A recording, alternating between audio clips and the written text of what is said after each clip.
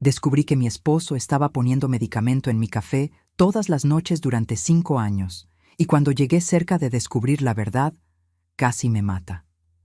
Hola, mi nombre es Esperanza. Tengo 71 años de edad y estoy aquí para contar una historia que cambió completamente mi vida.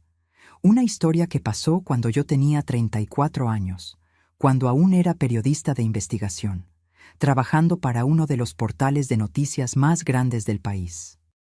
Soy una persona que trabajó con hechos, con pruebas, con documentación toda la vida. Yo no creo en coincidencias, y lo que me pasó durante 5 años fue todo menos una coincidencia.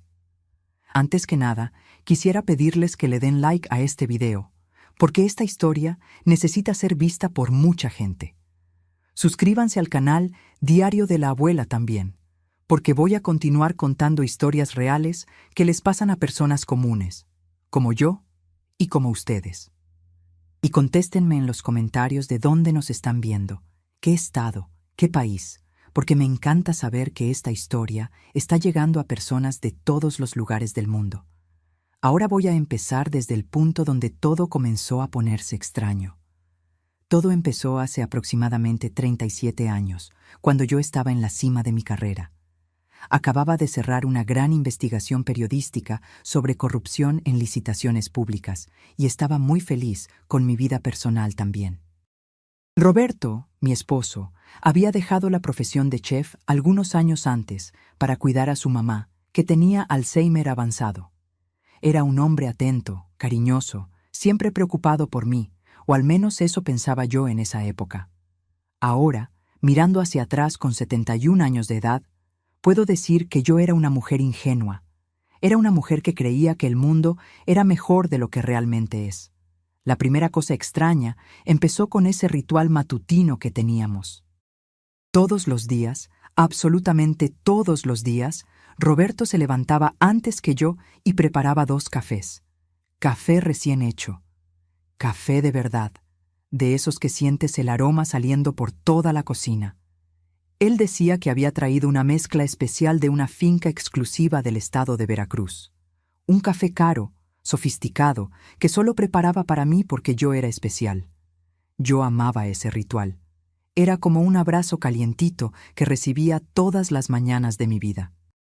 Pero poco después de que empecé a tomar el café de él, las cosas empezaron a ponerse extrañas conmigo misma. Me despertaba absolutamente exhausta. Y no es un cansancio normal, ¿saben? Es ese cansancio que duermes 8 horas en la noche y aún así te levantas sintiendo que dormiste apenas 2. Mis ojos se ponían pesados, me dolía la cabeza constantemente y tenía ese mareo leve todo el tiempo, como si estuviera siempre en un barco moviéndose. Empecé a culpar al trabajo, porque los periodistas trabajamos mucho, tenemos presión, tenemos fechas límite. Hay gente que quiere amenazarte porque no les gustó la nota que publicaste. Eso es normal en mi profesión. Pero después llegaron otros síntomas. Perdía la memoria de cosas que había hecho. Por ejemplo, llegaba a casa después de un día de trabajo y no me acordaba si había comido algo o no. Mi compañero de trabajo, Marcelo, me contó que en una junta había dado una opinión sobre un tema, y 20 minutos después él me hizo una pregunta sobre la misma cosa de la que había hablado, y yo no me acordaba de nada. Me pareció muy extraño en ese momento. Mi humor también cambió mucho. Me volví una persona mucho más dócil, mucho más pasiva. Cosas que antes me hubieran puesto furiosa y lista para una discusión. Ahora las dejaba pasar. Por ejemplo, Roberto empezó a pedirme que dejara algunos trabajos de la universidad donde estaba tomando un curso de especialización. Me decía, «Ya trabajas todo el día, amor. ¿Para qué estresarte más?» Y yo estaba de acuerdo sin pensar mucho. Eso no era yo. Soy una mujer que siempre luchó por mis objetivos. Los dolores de cabeza se pusieron tan fuertes que tuve que ir con 3 neurólogos diferentes. Todos me hicieron resonancia, tomografía, todos los estudios que se pueden imaginar. No aparecía nada. Los doctores decían que probablemente era ansiedad, estrés, y me recetaban tranquilizantes. Tomaba esos tranquilizantes y me ponía aún peor, mucho peor. Roberto, mientras tanto, era perfecto. Me cuidaba cuando estaba mal, me traía agua, me ayudaba a acostarme en la cama. Me abrazaba y me decía que todo iba a pasar, que eso era solo un momento difícil. Y yo le creía, porque ¿por qué no le iba a creer? Era mi esposo, la persona que escogí para pasar el resto de la vida conmigo. Pero hay algo importante que necesito contar. Durante esos 5 años, la mamá de Roberto estaba muy enferma. Tenía Alzheimer muy avanzado y Roberto era quien la cuidaba durante el día. Ella tenía muchos medicamentos, muchísimos. Medicamentos para dormir, medicamentos para la ansiedad, medicamentos para controlar los comportamientos agresivos que tenía con la enfermedad. Y todos esos medicamentos estaban en el gabinete de la cocina, justo al lado de donde Roberto preparaba mi café. Nunca me extrañó eso en esa época. ¿Por qué me extrañaría? Medicamentos en gabinete de cocina es algo muy común en casa de personas mayores. Mi trabajo empezó a sufrir. Tenía dificultad para concentrarme en mis investigaciones. Mis notas salían con menor calidad de lo que normalmente hacían. Mi jefe empezó a comentar que no estaba bien, que algo estaba mal. Hasta me ofreció una licencia, pero Roberto me aconsejó que no la aceptara, diciendo que en periodismo una licencia puede costarte la carrera. Entonces seguí yendo a trabajar con ese cansancio, ese mareo, esa sensación de estar viviendo en cámara lenta. Lo peor de todo es que empecé a desconfiar de mí misma. Pensé que estaba desarrollando alguna enfermedad mental, tal vez depresión, tal vez algo neurológico. Me sentía débil, me sentía dependiente, y no me gustaba esa versión de mí. Pero al mismo tiempo no podía hacer nada para cambiar eso. Era como si mi cuerpo ya no obedeciera a mi propio cerebro. Mi vida íntima con Roberto también cambió. No tenía ganas. Mi cuerpo no respondía. Y él, que antes era muy apasionado conmigo, empezó a ser mucho más distante, mucho más frío. Pasaba demasiado tiempo en el estudio de la casa cerrado. A veces lo escuchaba al teléfono hablando cosas extrañas, bajito, susurrando, pero cuando le preguntaba, decía que era solo un amigo del trabajo anterior conversando sobre negocios. 5 años. Son 5 años viviendo así. 5 años despertándome cansada. 5 años con dolor de cabeza constante. 5 años volviéndome una sombra de mí misma. 5 años tomando ese café que yo amaba, pero que estaba lentamente destruyendo mi cuerpo y mi mente. Ahora, a los 71 años, puedo ver ese periodo con claridad. Puedo identificar todas las señales que perdí, todos los focos rojos que debería haber visto. Pero en esa época, cuando tenía 34 años, cuando era más joven y tal vez demasiado confiada en las personas a mi alrededor, no podía ver nada de eso.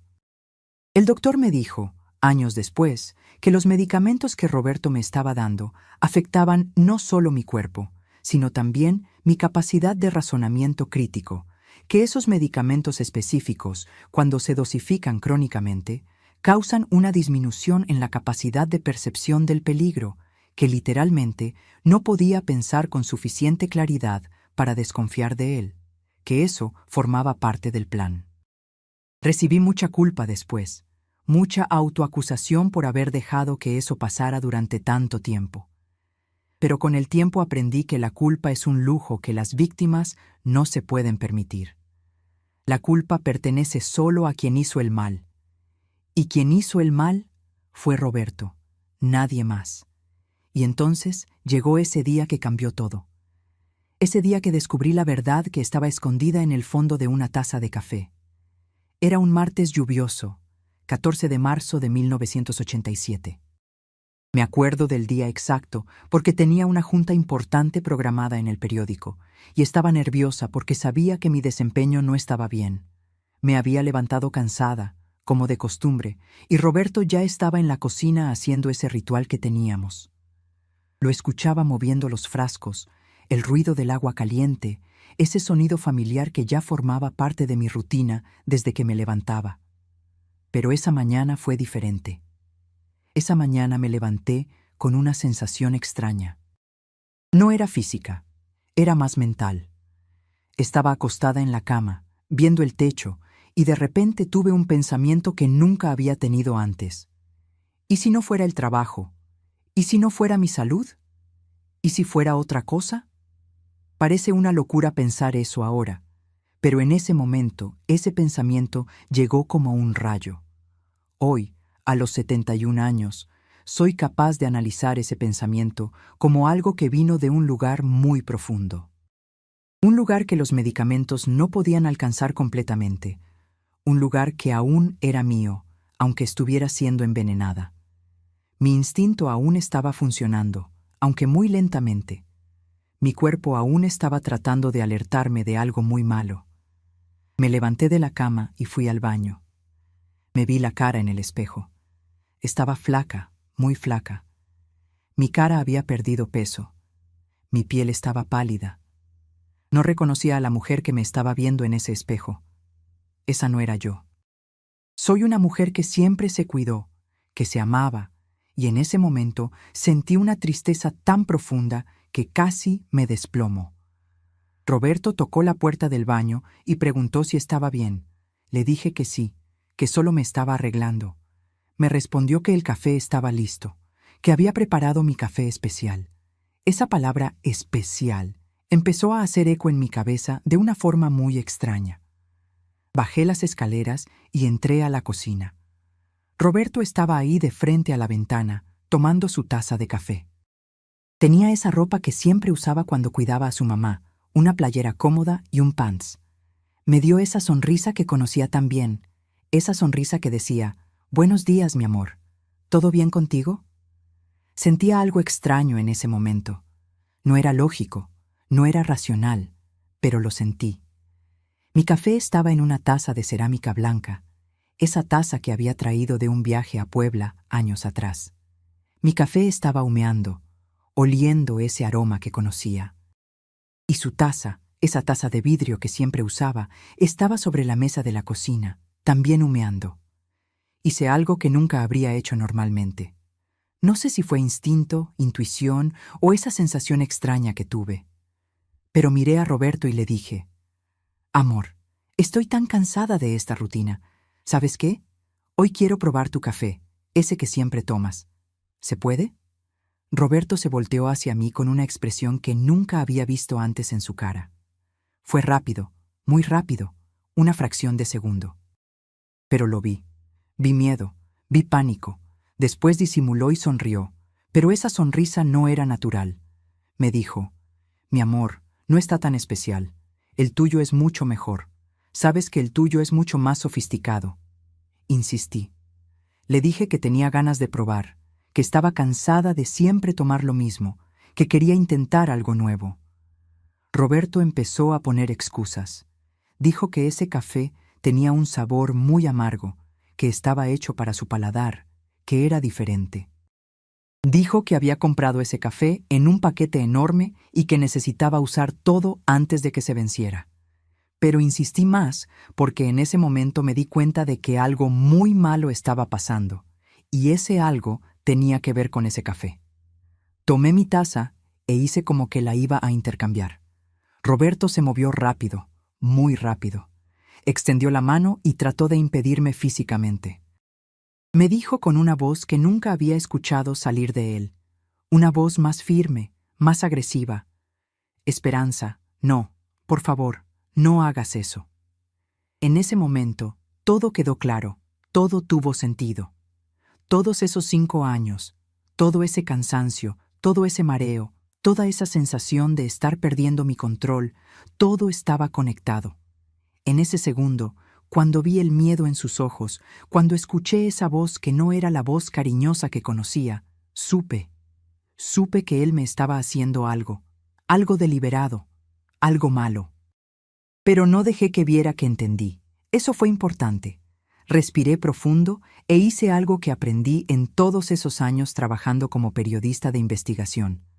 Fingí que acepté. Sonreí y dije, «Está bien, querido, tienes razón. Tu café tiene un sabor muy amargo. Me quedo con el mío». Roberto se relajó. Visualmente pude ver sus hombros bajar. Respiró profundo también. E hizo algo que me congeló por dentro. Tomó mi taza, la que había preparado para mí, y se la puso enfrente. Y se tomó un sorbo. Se tomó un sorbo del café de él mismo, del café que me había dado para tomar. Y en ese momento me di cuenta de algo muy importante. No sabía cuál era cuál. Tenía una taza enfrente de él y una taza enfrente de mí, y no sabía cuál era cuál, porque yo había hecho la propuesta de intercambiar. Roberto se tomó ese sorbo y su expresión cambió completamente. Hizo una cara de asco. Se llevó la mano a la boca y casi escupe. Corrió hasta el fregadero de la cocina y tiró el resto de esa taza. Se quedó ahí agarrando el fregadero, respirando pesado. Hice como que no había visto nada. Tomé la otra taza, esa que estaba enfrente de mí, que ahora sabía que era el café normal de él, y me tomé un sorbo. Era un café completamente normal, sin sabor extraño, sin ese amargor medicinal que había estado tomando durante 5 años enteros. Roberto se volteó hacia mí y me preguntó con una voz que trataba de ser casual, pero que temblaba. «¿Cómo está el café?», le dije. «Delicioso, exactamente como siempre». Y sonreí. Sonreí hacia él mientras todo mi cuerpo estaba temblando, mientras mi corazón estaba acelerado, tanto que estaba segura de que podía escucharlo desde donde estaba. Roberto se disculpó conmigo. Me pidió perdón por haber reaccionado de esa manera. Dijo que tenía dolor de cabeza y que ese café amargo empeoraba mucho sus dolores. Me abrazó y me besó la cabeza y me dijo que me amaba. Y dejé que hiciera todo eso mientras mi cerebro estaba funcionando a velocidad máxima. Tenía 5 años de vida para descifrar. Tenía que descubrir exactamente qué me estaba poniendo en ese café. Tenía que entender por qué. Y, más importante aún, tenía que hacer esto sin que supiera que yo sabía. Esa mañana, antes de ir a trabajar, hice algo que puede parecer simple, pero que fue muy importante. Cuando Roberto fue a checar a su mamá en la sala, entré a la cocina rápidamente. Busqué en cada gabinete, en cada cajón, en cada lugar donde pudiera estar guardando algo. Y entonces encontré. En el gabinete arriba del fregadero, justo al lado del café, estaba un frasco de medicamento. Era un frasco con receta médica. El nombre era difícil, algo que empezaba con Flurasep. Reconocía ese medicamento porque mi propio doctor me lo había recetado una vez años atrás, cuando tenía insomnio. Era un sedante, un tranquilizante muy fuerte, el tipo de cosa que tomas en la noche para dormir y que te deja muy somnolienta al día siguiente. Tomé el frasco con cuidado, tratando de no hacer ruido. La fecha de la receta era de 3 meses atrás. El nombre en la receta era el nombre de la mamá de Roberto. Ella había fallecido hacía 2 años, pero él aún tenía ese medicamento. Él aún tenía ese medicamento y lo estaba usando vencido, poniéndolo en mi café todas las mañanas. Mis manos empezaron a temblar. Tuve que poner el frasco de vuelta en su lugar, exactamente como estaba, con ese cuidado de no dejar marcas de polvo o cualquier indicio de que había tocado ahí. Roberto regresó a la cocina momentos después, preguntando dónde estaba. Le dije que me estaba preparando para ir a trabajar. Me dio un beso de despedida. Ese beso que antes era cariñoso, pero que ahora, sabiendo lo que sabía, parecía venenoso. Esa mañana, en el camino al trabajo, hice algo que probablemente parecería extraño para la mayoría de las personas. Manejaba hacia el periódico, pero mi pensamiento estaba en otro lugar completamente. Pensé en llamar a la policía, pero ¿y si estaba equivocada? ¿Y si eso no significaba lo que yo pensaba que significaba? Él podría tener una explicación. Podría ser algo inocente. Podría ser. No, no era inocente. Nadie pone medicamento en el café de alguien por 5 años por casualidad. Llegué al trabajo y fingí normalidad. Me senté en mi escritorio, abrí mi computadora y miré la pantalla en blanco. Normalmente habría tenido ideas de notas fluyendo en mi mente. Normalmente estaría haciendo investigación, desarrollando historias, investigando cosas. Pero ese día mi cerebro estaba ocupado con solo una investigación. La investigación de un secreto que mi esposo estaba guardando. Necesitaba pruebas. Necesitaba confirmación científica. Necesitaba a alguien en quien pudiera confiar para analizar ese café y decirme exactamente qué tenía adentro. Y sabía exactamente a quién debería buscar. Mi mejor amiga, Carmen, era doctora. Más específicamente, era toxicóloga. Trabajaba en un hospital privado de la ciudad, haciendo análisis de sustancias en casos de envenenamiento, sobredosis e investigaciones forenses. Si alguien podía ayudarme, era ella, pero tenía que tener cuidado. Tenía que ser discreta. No podía simplemente llegar con Carmen y contarle que pensaba que mi esposo me estaba envenenando. Porque si estaba equivocada, si eso era solo paranoia mía, estaría destruyendo mi matrimonio por nada. Y si estaba en lo correcto, tenía que reunir todas las pruebas posibles antes de hacer cualquier movimiento. Durante todo ese día, hice un plan en mi mente. Un plan que involucraba riesgo, que involucraba fingir durante más tiempo, pero que era necesario. En la noche de ese 14 de marzo, cuando regresé a casa, Roberto estaba esperándome en la puerta. Había hecho mi platillo favorito para cenar. Estaba siendo muy atento. Y mientras comía esa comida que había preparado, me preguntaba, ¿será que había algo ahí también? ¿Será que estaba poniendo cosas en mi comida también? Ese pensamiento me asustó más que todo lo que había pasado hasta ese momento. Hoy, a los 71 años, cuando veo hacia atrás a ese periodo, puedo ver con claridad cuánto fue crucial ese día. Ese día fue el punto de inflexión. Ese día fue cuando dejé de ser solo una víctima pasiva y empecé a ser alguien que estaba luchando por su propia vida, porque finalmente sabía. Finalmente tenía la respuesta a esa pregunta que me atormentaba. ¿Por qué? ¿Por qué estaba tan cansada? ¿Por qué estaba tan confundida? ¿Por qué mi vida se había desplomado de esa forma? Y esa respuesta, por más terrible que fuera, era mejor que vivir en el vacío de la ignorancia. Esa noche fue una de las más largas de mi vida.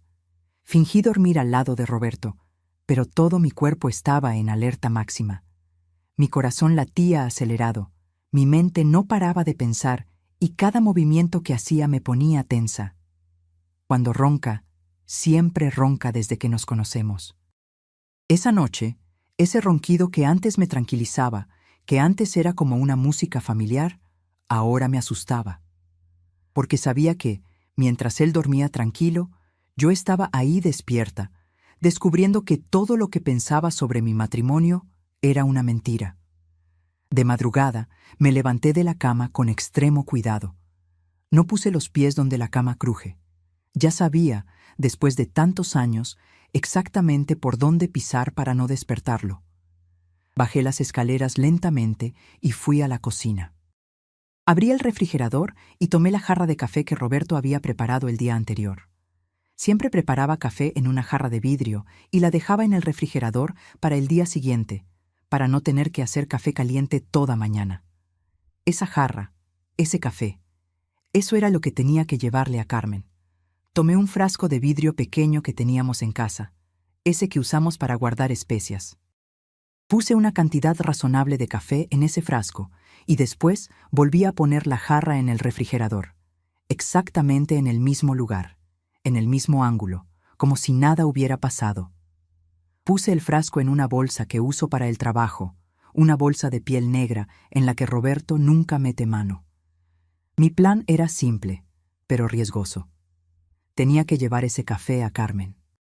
Tenía que pedirle que lo analizara de forma discreta, sin dejar registros oficiales que pudieran ser rastreados, y tenía que hacer todo esto sin que Roberto sospechara, porque si él descubría que yo sabía, si se daba cuenta de que estaba investigando, no sabía qué haría.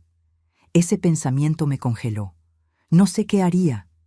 Esa frase hizo eco en mi mente durante toda esa madrugada.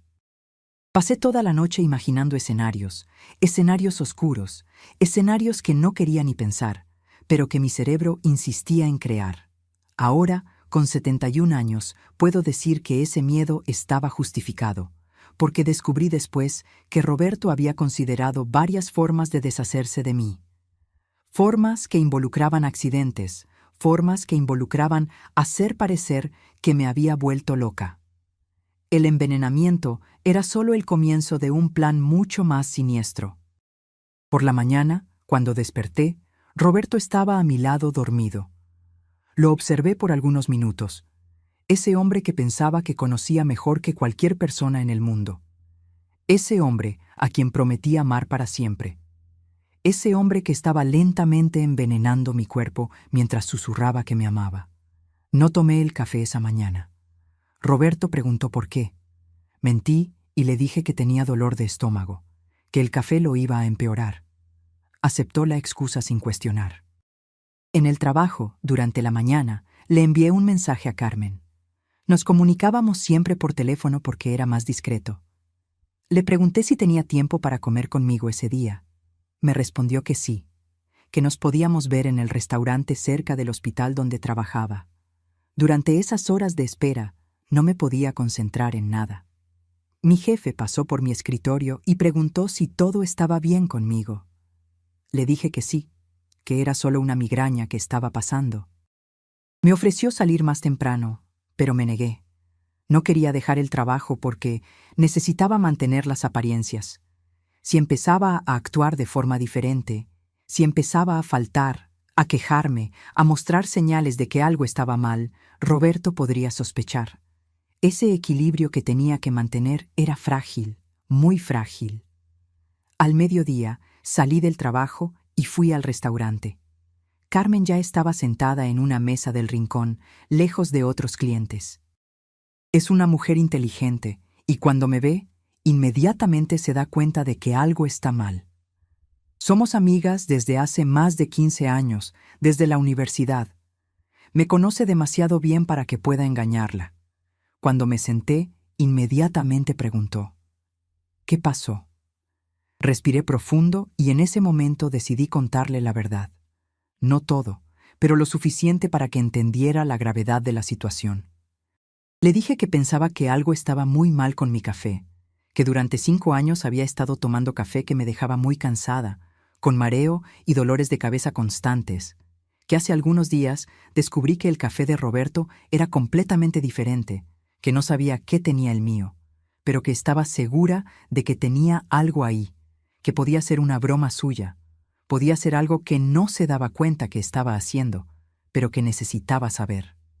Carmen me escuchaba con atención total. Me pidió que le contara cómo lo descubrí. Le conté sobre el intercambio de tazas, sobre la reacción de Roberto, sobre el frasco de medicamento que encontré. Cuando terminé de contar, Carmen se quedó callada por algunos segundos. Después, me preguntó si tenía el café conmigo. Saqué el frasco de mi bolsa y lo puse en la mesa entre nosotras dos. Tomó el frasco y lo observó. Movió el café dentro del frasco, viendo el color, la consistencia. Después me preguntó: ¿estás segura de que quieres hacer esto? Porque una vez que analice esto, todo cambia. ¿Entiendes eso? Le dije que sí. Le dije que necesitaba saber, que ya no podía vivir más con esa duda, que necesitaba respuestas. Carmen puso el frasco en una bolsa suya. Me dijo que podía hacer el análisis, pero que tenía que ser discreto, que no podía usar los equipos del hospital porque tendría que llenar formularios, documentación, todo sería registrado. Pero conocía a un colega, un toxicólogo que tenía consultorio particular, que podía hacer ese análisis de forma confidencial. Le agradecí. Le agradecí tanto que casi empecé a llorar ahí en ese restaurante. Carmen me tomó la mano por encima de la mesa y me dijo que todo iba a estar bien. Que fuera cual fuera el resultado, ella estaba ahí conmigo. Esa comida fue rápida. Comimos poco porque ninguna de las dos tenía apetito. Cuando nos despedimos, Carmen me abrazó y susurró que me amaba, que estaba ahí conmigo. Los 3 días siguientes fueron los más largos de mi vida. 3 días de espera, 3 días de seguir fingiendo que nada había pasado. 3 días de tomar café preparado por Roberto otra vez, porque si dejaba de tomarlo, sospecharía. Entonces lo tomé. Puse esa taza en mis labios, bebí ese café que ahora sabía que estaba envenenado. Y fingí que todo estaba bien, porque tener la certeza de la verdad era más importante que proteger mi cuerpo por unos días. Roberto siguió siendo atento. Siguió abrazándome, besándome, susurrando palabras de amor. Y cada gesto que antes era reconfortante, ahora era una puñalada en mi corazón. Porque cada beso era una mentira, cada abrazo era una traición. Y tenía que seguir fingiendo que no sabía nada. El miércoles en la noche, Carmen me llamó para platicar. Me pidió que fuera a un lugar discreto, una posada que tenía un bar en el primer piso, un lugar donde nadie nos conocía. Quedamos de que llegaría ahí alrededor de las 9 de la noche, cuando Roberto ya estuviera dormido. Esa noche fingí que estaba muy cansada. Dije que me iba a dormir temprano. Roberto preparó mi café una última vez antes de que me fuera a dormir y me lo tomé como si fuera lo más normal del mundo. Aproximadamente 1 hora después, cuando estaba segura de que estaba dormido profundamente, tomé las llaves de mi carro y salí de casa. El camino hasta la posada tomó 20 minutos. Mi corazón se aceleraba con cada kilómetro. Pensaba en todas las posibilidades. ¿Y si Carmen había encontrado algo tan grave que había decidido que tendría que notificar a las autoridades? ¿Y si el resultado había mostrado que no era solo un tranquilizante, sino algo mucho peor? ¿Y si había estado envenenada con múltiples sustancias durante 5 años? Cuando llegué a la posada, Carmen ya me estaba esperando. Tenía una carpeta de papel en la mano. Me pidió que platicáramos en un lugar más privado y fuimos a uno de los saloncitos que la posada tenía para reuniones. Nos sentamos cara a cara. Carmen abrió la carpeta y empezó a hablar. Me dijo que había llevado el café para analizar en un laboratorio particular de un colega de confianza, que el análisis había tomado 2 días porque tuvieron que ejecutar pruebas específicas para identificar las sustancias y el resultado había llegado esa mañana. En el café que había estado tomando hacía 5 años había una concentración de flurazepam, no una cantidad pequeña que pudiera ser una contaminación accidental. Era una cantidad deliberada, dosificada específicamente, para ser lo suficiente para causar sedación crónica, pero no lo suficiente para ser detectado fácilmente en un examen de sangre estándar. Carmen explicó que el flurazepam es un benzodiazepínico, un sedante, que cuando lo tomas durante 5 años en pequeñas dosis todos los días, tu cuerpo desarrolla una tolerancia que explica por qué no me había desmayado, por qué podía hacer mis actividades básicas, pero por qué tenía ese cansancio constante, ese mareo, esa pérdida de memoria. Pero había más. El análisis también había detectado rastros de otro medicamento, un medicamento llamado amitriptilina. Era un antidepresivo tricíclico que cuando se combinaba con el benzodiazepínico causaba efectos aún más potentes de sedación y dependencia emocional. Sentí que el suelo desaparecía bajo mis pies. No era un tranquilizante, eran 2 medicamentos diferentes, combinados de forma deliberada para tener el efecto máximo. Carmen siguió hablando. Me dijo que la combinación de esos 2 medicamentos tenía un efecto muy específico. Hacían que la persona se volviera dócil, dependiente, incapaz de pensar con claridad y que a largo plazo causaban daño neurológico. Que algunos de los síntomas que estaba sintiendo, la pérdida de memoria, la dificultad de concentración, eso podría ser permanente si continuaba. No podía responder nada. Estaba en shock. Todo mi cuerpo estaba temblando. Carmen me tomó de la mano y me dijo que tenía una información más, que había investigado los medicamentos que la mamá de Roberto había tomado cuando estaba viva, y que la receta de ella incluía exactamente esos 2 medicamentos, que había muerto hacía 2 años, pero Roberto aún tenía esos medicamentos guardados, y que estaba usando exactamente esos medicamentos que habían sido recetados para su mamá. En ese momento me di cuenta. En ese momento, todo quedó claro. Roberto no había simplemente pensado en hacer eso. Había tenido tiempo para pensar. Había tenido acceso a los medicamentos. Y, más importante aún, había tenido 5 años para planear eso. porque empezó ese café especial exactamente en el mismo periodo en que empezó a cuidar a su mamá. Carmen me preguntó qué iba a hacer. Si iba a ir a la policía, si iba a confrontar a Roberto, si iba a buscar un abogado. No sabía. En ese momento, no sabía nada más. Solo sabía que la vida que pensaba que tenía, que duró 22 años de relación con Roberto, era una mentira. Todo era una mentira. Y aún tenía que regresar a casa y seguir fingiendo que no sabía nada, porque aún no había descubierto el porqué. ¿Por qué estaba haciendo eso? ¿Cuál era el objetivo final? Tenía que entender la mente de un hombre que amé lo suficiente para casarme con él, pero que me traicionó de la forma más cruel posible durante 5 años enteros. Hoy, a los 71 años, puedo decir que ese laboratorio particular salvó mi vida. Esas pruebas toxicológicas fueron la diferencia entre seguir siendo envenenada hasta la muerte o descubrir la verdad a tiempo.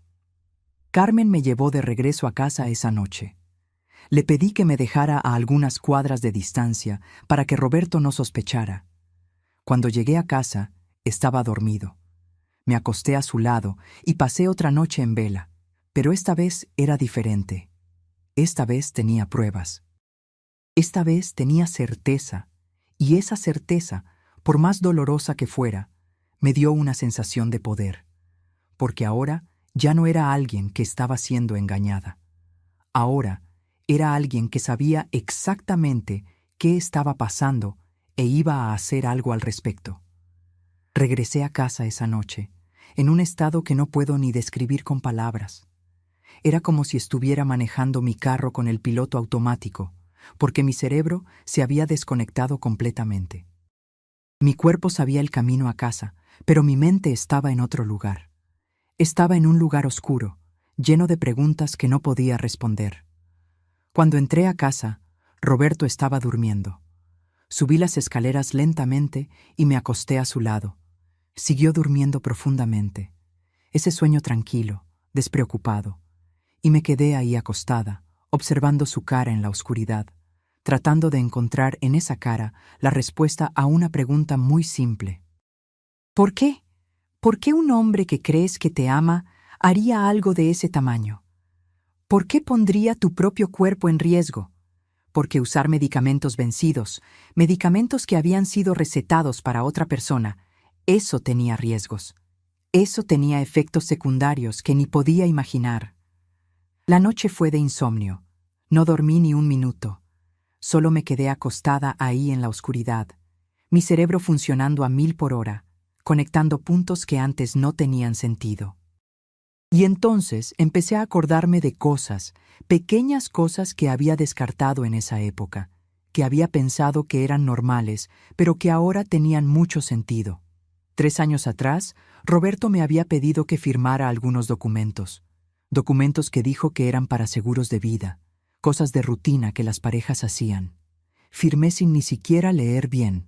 Confié en él y en ese momento, acostada en esa cama, me pregunté cuál era el valor de ese seguro, cuánto valía yo muerta para él.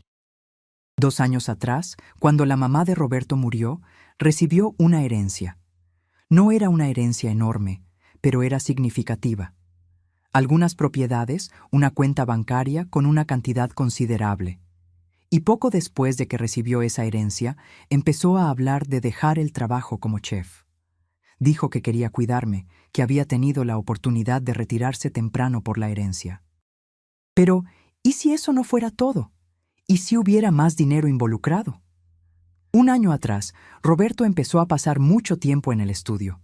Dijo que estaba estudiando para sacar una certificación en gestión de inversiones. Pasaba horas ahí, puertas cerradas, diciéndome que no lo molestara, pero nunca había visto ninguna certificación salir de eso, ninguna conclusión de curso, nada. 6 meses atrás, Roberto empezó a pedirme que firmara más documentos, esta vez documentos relacionados con nuestra cuenta bancaria conjunta. Dijo que quería hacer una transferencia internacional, que estaba pensando en invertir en una propiedad en otro país. Otra vez firmé porque estaba tomando medicamentos que me dejaban incapaz de pensar con claridad, porque estaba dócil, porque era fácil de manipular. Esa madrugada Me levanté de la cama sin hacer ruido. Roberto siguió durmiendo. Fui al estudio de él, ese estudio que era prácticamente sagrado para él, donde rara vez entraba. Abrí la puerta despacio. La sala estaba como siempre, con ese olor a madera antigua y papel. Había un escritorio grande de caoba, una computadora, varios archivos en carpetas de cartón en los estantes. Empecé a buscar. No sabía exactamente qué estaba buscando, pero sabía que había algo ahí, algo que explicara todo. En los cajones del escritorio encontré estados de cuenta bancarios, muchos estados de cuenta. Mis ojos empezaron a seguir los números y me di cuenta de algo muy malo. Había transferencias de dinero que no había autorizado, transferencias internacionales a cuentas con nombres que no reconocía. Números muy grandes, mucho más grandes que el dinero que Roberto debería tener disponible. Busqué más. En las carpetas de cartón encontré documentos de propiedades. Una casa en Miami que nunca había visto antes. Un departamento en Barcelona que no sabía que existía. Todo eso en nombres que no eran míos ni suyos, nombres de empresas que parecían fachadas. Y entonces encontré algo que me hizo congelarme completamente. Era una carpeta azul escondida detrás de otros documentos. Dentro había fotos. Fotos mías durmiendo, fotos mías tomando café, fotos mías en varias etapas de intoxicación, con los ojos medio cerrados, desorientada. Había decenas de ellas, cientos tal vez. Cada foto tenía una fecha. Las fechas empezaban hacía exactamente 5 años. Al lado de las fotos había un archivo de texto, un archivo que tenía anotaciones, fechas, descripciones de cómo estaba cada día. Día 47. Confusión mental aumentada. Empezó a olvidar citas. Día 128. Dependencia emocional evidente. Aceptó dejar curso de especialización sin protestar. Día 243. Firmó documentos de seguro sin cuestionar. Día 356. Transferencia exitosa de 50,000 pesos a cuenta corriente. Eso no era una relación, era un experimento, era un proyecto. Yo era un proyecto.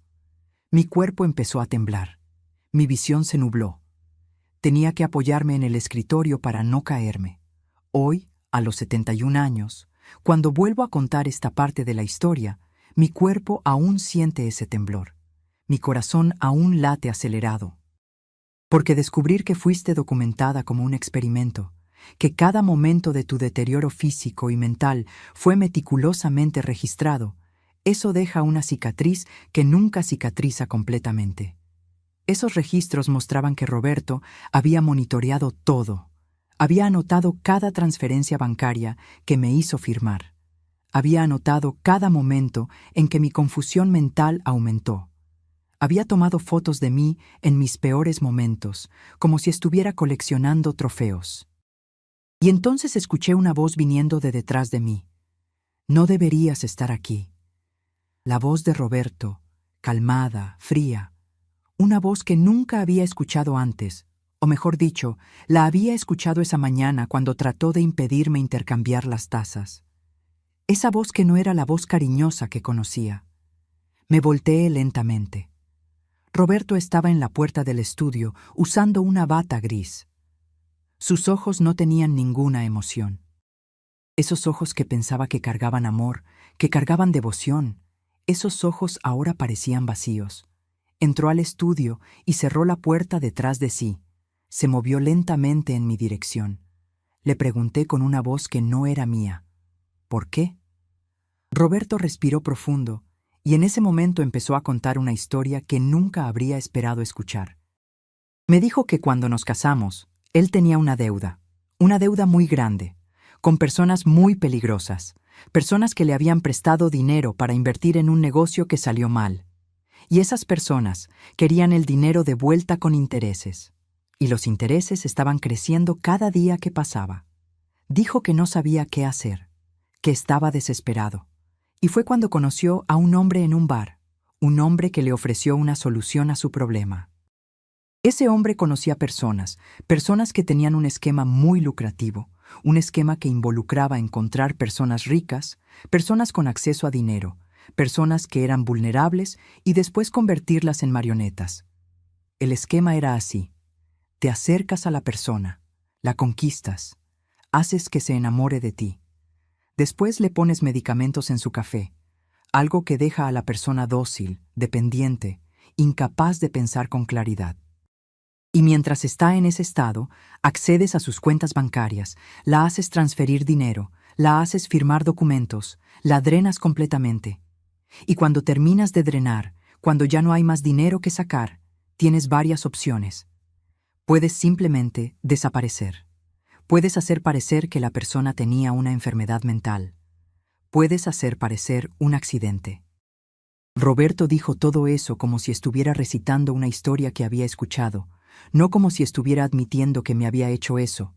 Siguió diciendo que ese hombre lo había reclutado, que necesitaba hacer eso para pagar su deuda, que era solo negocio, que nada era personal, que si no lo hacía las personas a las que les debía dinero, lo matarían, que me matarían a mí también. Le pregunté sobre su mamá, sobre ese cuidado que siempre estaba dando. Roberto se rió. Una risa que me erizó la columna. Me dijo que su mamá había muerto de forma natural, sí, pero que antes de morir, él prácticamente había hecho lo mismo con ella, que había heredado más dinero del que las personas pensaban.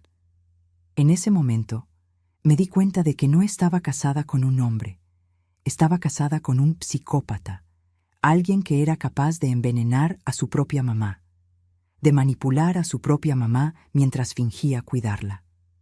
Roberto se acercó más a mí.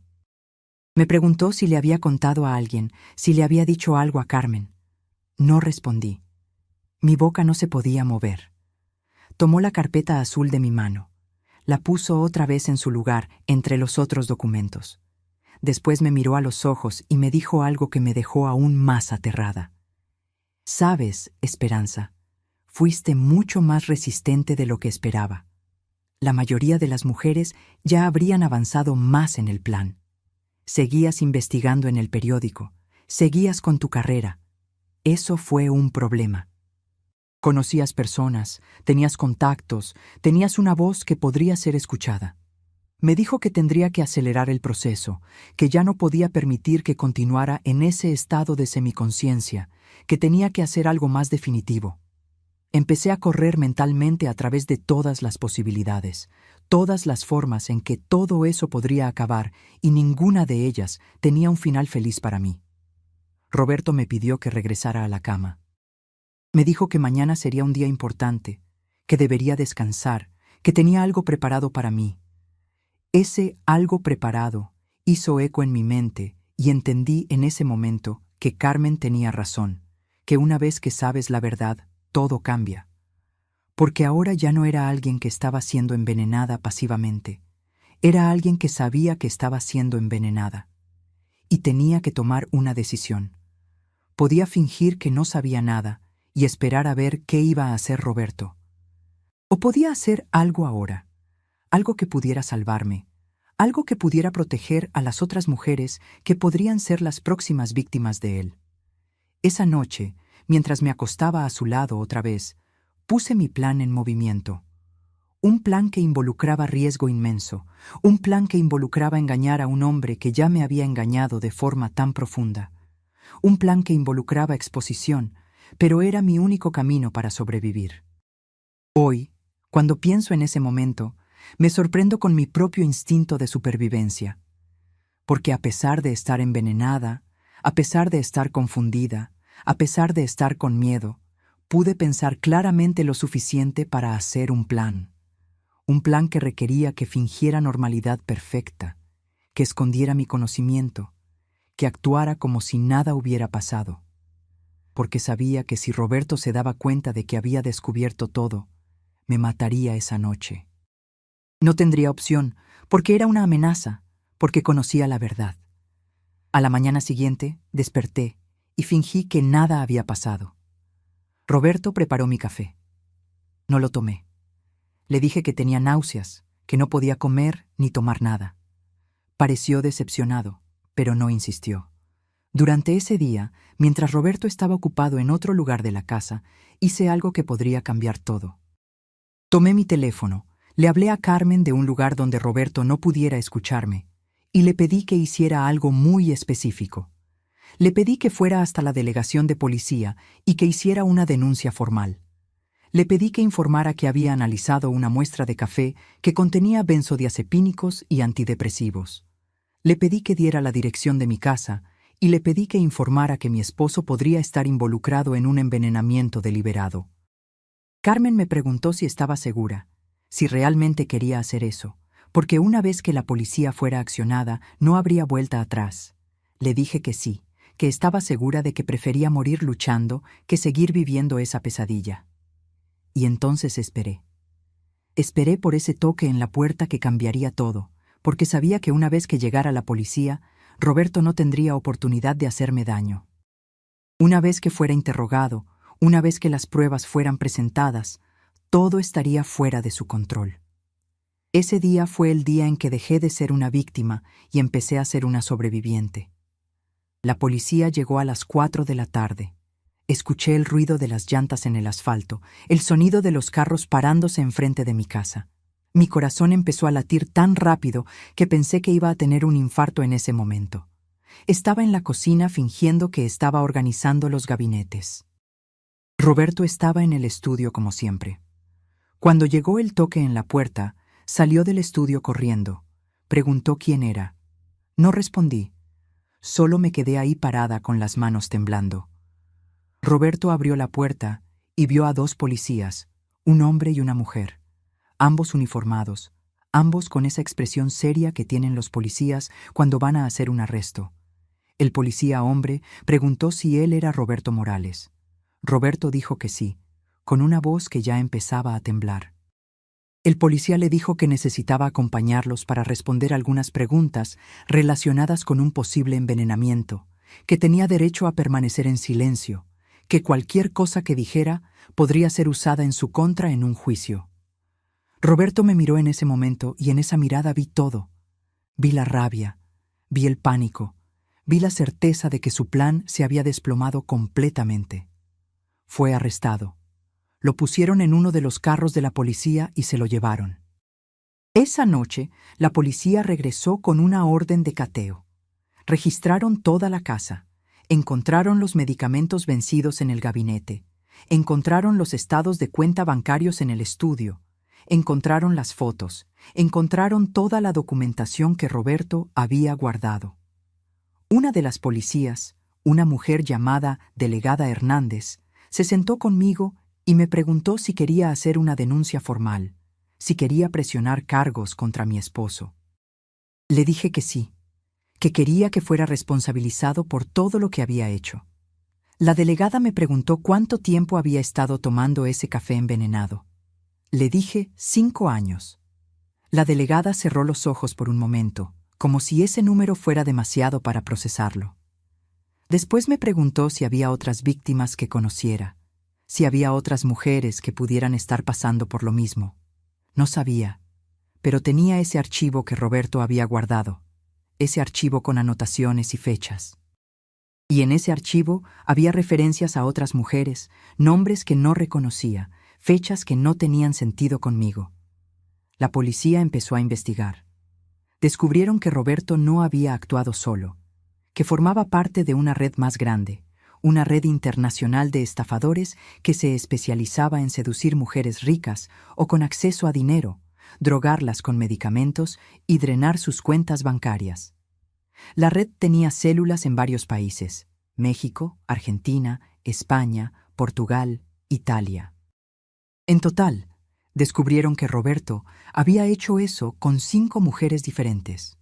5 mujeres que habían desaparecido, que habían muerto en circunstancias sospechosas o que aún estaban en hospitales psiquiátricos porque habían desarrollado problemas mentales severos por los medicamentos que habían tomado durante años. Cuando supe eso, me derrumbé. Simplemente me derrumbé en el suelo, todo mi cuerpo temblando, porque me di cuenta de que había tenido suerte, había sobrevivido, había descubierto a tiempo. Pero esas otras mujeres no tuvieron la misma suerte. Las pruebas toxicológicas que Carmen había hecho se volvieron evidencia crucial. Mostraban exactamente cuál era la sustancia en el café. Probaban que no era una contaminación accidental. Eso era envenenamiento deliberado. Roberto fue acusado de envenenamiento, fraude, peculado, y en el caso de una de las otras mujeres que había muerto, fue acusado también de homicidio culposo. La fiscalía estaba considerando cargos de homicidio doloso, también porque había documentado todo, porque eso había sido un plan premeditado durante años. Los medios explotaron esa historia como nada que había visto antes. A pesar de ser periodista y conocer cómo funcionan los medios, a pesar de saber cómo las historias son amplificadas y distorsionadas, nada me preparó para ver mi historia personal siendo portada de periódicos, en programas de televisión, en redes sociales. Recibía mensajes de mujeres en todo México diciendo que mi historia las había salvado.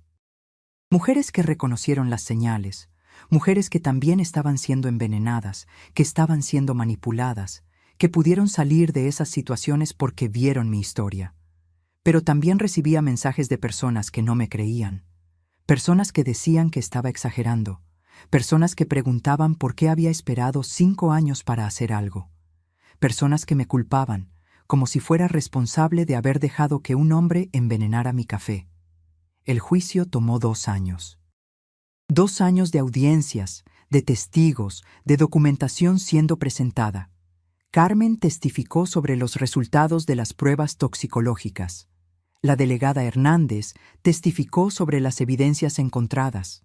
Los investigadores testificaron sobre las otras víctimas que habían encontrado. Roberto mantuvo la defensa de que había actuado bajo coacción, que estaba siendo forzado por la red criminal a hacer eso, que no quería hacerlo, que si no lo hacía, lo matarían. Pero las evidencias eran muy claras. Las fotos que había tomado, los documentos que había hecho, las anotaciones meticulosas sobre cada paso. Eso no era el comportamiento de alguien que estaba siendo coaccionado. Eso era el comportamiento de alguien que se enorgullecía de lo que estaba haciendo.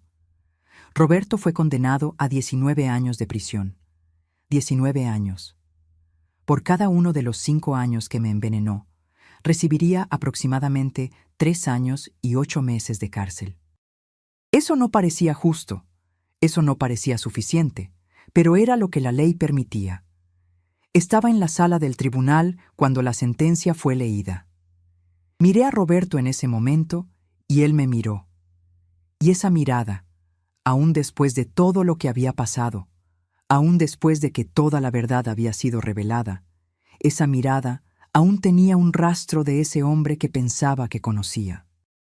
Pero sabía que ese hombre nunca había existido, que ese hombre había sido solo una construcción, un personaje que había creado para engañarme. En los meses siguientes al juicio, tuve que recuperarme. Y recuperación es una palabra que no puede describir lo que fue eso. Mi cuerpo había acumulado daño de los medicamentos. Las neuronas de mi cerebro habían sido afectadas. Mi doctor me dijo que algunos de los daños podrían ser permanentes, que podría tener dificultades de memoria para el resto de mi vida, que mis reflejos podrían nunca regresar completamente a la normalidad. Pasé 6 meses en un programa de rehabilitación, un programa específico para víctimas de envenenamiento crónico. Ahí conocí a otras mujeres que habían pasado por cosas similares, que habían sido envenenadas de diferentes formas por personas que se suponía que las amaban. Una de ellas, una mujer llamada Paula, había sido envenenada por 5 años con arsénico. Su novio había puesto arsénico en su comida lentamente. Había desarrollado cáncer por eso. Estaba en etapa 4 cuando se dio cuenta. Otra mujer, Fernanda, había sido envenenada por su mamá, su propia mamá, durante 15 años. El objetivo era mantener a Fernanda medicada lo suficiente para que no pudiera desarrollarse emocionalmente, para que permaneciera dependiente. Escuchar esas historias era al mismo tiempo devastador y reconfortante. Devastador porque había tanta maldad en el mundo, reconfortante porque no estaba sola, porque había otras personas que habían pasado por cosas tan horribles como lo que yo había pasado. El programa tenía terapia, tenía doctores, tenía exámenes neurológicos frecuentes. Iban acompañando mi recuperación, tratando de evaluar cuánto daño había sido hecho y cuánto podía ser recuperado. Mi cerebro estaba más lento, mi memoria a corto plazo estaba comprometida. Pero con el tiempo, con terapia, con medicamentos recetados correctamente, esta vez las cosas empezaron a mejorar. Al mismo tiempo, pasé por una evaluación psicológica que descubrió que había desarrollado TEPT, trastorno de estrés postraumático. Eso tenía sentido. Había vivido una situación traumática. Había descubierto que la persona que amaba, en quien confiaba más que en cualquier otra persona en el mundo, había conscientemente me envenenado todos los días durante 5 años. La confianza es algo muy frágil, y cuando descubres que esa confianza fue traicionada de forma tan fundamental, es muy difícil reconstruir. Mi trabajo como periodista también sufrió. Regresé al periódico después de 2 años, cuando el juicio había terminado. Pero ya no podía investigar las historias de la misma forma.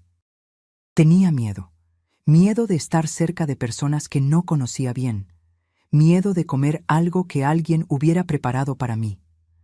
Mi jefe sugirió que tomara una licencia, que tal vez sería mejor que me tomara un tiempo para recuperarme completamente. Pero me negué. Decidí que iba a continuar, que iba a transformar lo que me había pasado en algo significativo. Empecé a escribir sobre envenenamiento crónico, sobre cómo identificar señales, sobre cómo mujeres y hombres pueden reconocer cuando algo está mal. Mis notas fueron publicadas en varios periódicos importantes. Llegaron a millones de personas, y con eso más víctimas salieron del silencio, más historias surgieron. La policía empezó a recibir más denuncias de posibles envenenamientos. La red criminal de la que Roberto formaba parte fue siendo desmantelada, célula por célula. Hace 6 meses, la policía arrestó a otros miembros de esa red. Hombres que habían hecho exactamente lo que Roberto hizo. Mujeres también, porque había mujeres en esa red. Mujeres que reclutaban a otras mujeres, que las envenenaban, que las manipulaban. La casa donde vivía, esa casa donde me despertaba todas las mañanas para tomar café envenenado, la vendí. Ya no podía vivir ahí más. Cada cuarto tenía un mal recuerdo. Cada día era un recordatorio de lo que Roberto había hecho. Con el dinero de la venta, empecé una fundación para víctimas de envenenamiento crónico y violencia doméstica. La fundación ayuda a mujeres a salir de relaciones abusivas, proporciona terapia, proporciona acompañamiento médico. Mi relación con mis papás también cambió. Habían sido negligentes conmigo durante ese periodo. No se habían dado cuenta de que algo estaba mal. Venían de visita y yo estaba visualmente diferente, pero no preguntaban. Después de que todo fue descubierto, mamá entró en depresión. Se culpaba por no haber visto. Papá se ponía furioso. Quería ir hasta la cárcel y hacer justicia con sus propias manos. Tomó tiempo, pero reconstruimos esa relación porque mis papás también eran víctimas de una forma, víctimas del hecho de que alguien nos había engañado a todos. Carmen se volvió mucho más que mi mejor amiga. Se volvió mi hermana porque salvó mi vida. Porque creyó en mí cuando fácilmente podría haber sido descartada como una mujer paranoica y confundida, porque tuvo el valor de ir a la policía, sabiendo que eso podría traerle problemas a ella también. A veces aún tengo pesadillas donde estoy tomando ese café envenenado, donde descubro que Roberto está ahí, donde viene en mi dirección. Me despierto sudando, con el corazón acelerado. Mi terapeuta dice que eso es normal, que eso va a pasar con el tiempo, pero soy realista. Soy periodista. Soy alguien que trabaja con hechos, y el hecho es que el trauma no desaparece. Aprendes a vivir con él. Aprendes a reconocer las señales. Aprendes a protegerte a ti misma. Roberto aún está en la cárcel. Cumple su sentencia en una penitenciaría federal. Nunca será liberado mientras yo esté viva. Su sentencia es lo suficientemente larga para que cuando salga sea un hombre muy viejo. Pero eso no me trae paz, porque la paz real habría venido si eso nunca hubiera pasado. La paz real sería si hubiera reconocido las señales más temprano. La paz real sería si esas otras mujeres no hubieran pasado por lo que pasaron. Entonces, ahora uso mi voz, uso mi historia, hablo sobre envenenamiento crónico, sobre violencia doméstica, sobre cómo relaciones que parecen perfectas pueden esconder secretos horribles. Porque si mi historia puede salvar a una persona, si mi historia puede hacer que alguien reconozca señales de envenenamiento o abuso, si mi historia puede hacer que una mujer confíe en su instinto y busque ayuda, entonces los 5 años que pasé tomando café envenenado no fueron completamente en vano. Soy Esperanza, tengo 71 años de edad, soy una sobreviviente y esta es mi historia. Pero antes de que se vayan de aquí, quisiera pedirles otra vez que le den like a este video, que se suscriban al canal Diario de la Abuela si aún no se han suscrito, porque historias como la mía necesitan ser escuchadas, necesitan ser vistas, necesitan despertar a las personas. Díganme también en los comentarios de dónde nos están viendo, qué estado, qué país. Me encanta saber que esta historia está llegando a personas de todos los lugares, que está tocando vidas, que está salvando personas. Si conocen a alguien que puede estar pasando por algo parecido, compartan esta historia, porque la conciencia es la primera herramienta contra el abuso, porque muchas veces la diferencia entre la vida y la muerte es reconocer las señales a tiempo. Gracias por haberme escuchado hasta el final. Gracias por haber acompañado mi jornada. Gracias por creer en mí.